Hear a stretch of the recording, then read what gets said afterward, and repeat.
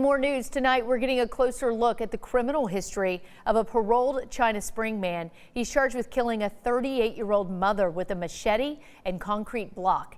He also burglarized a home back in 2013.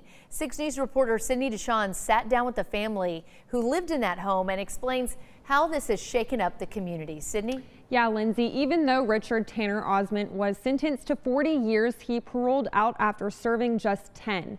A Central Texas community is now left with anger and questions as to how this could have happened.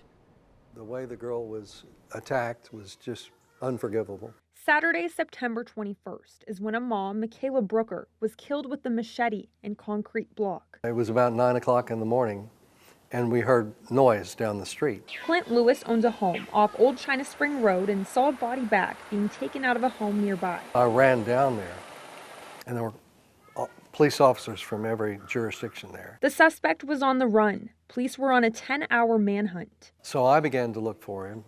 And eventually there were helicopters. And Richard Tanner Osment, the man allegedly behind it all, he's had quite a history. Is no stranger to the Lewis family. My mother lived in the house that I now own. It was his mom's home that Osment broke into back in 2013. She lived there by herself, and she'd gone into town for something. But when she came out, there were 2 people in her house, and one of those was Osment. And Osment, as I understand it, kind of brushed past her and ran as fast as he could.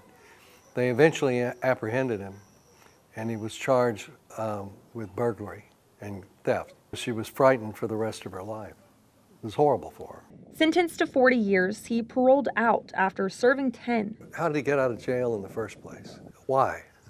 What would have convinced someone to have granted him parole, to let him get back on the street with all the charges, all the nefarious things that he had done? I don't get that. It's left a tight-knit community now on edge. It's been horrible for everybody that I know that lives there. Yeah, now we have more details on Osment's arrest and criminal history on our website at kcentv.com. Osment is charged with first-degree murder and is being held in the McLennan County Jail on a $1 million bond. Lindsay? All right, Sydney, thank you for that.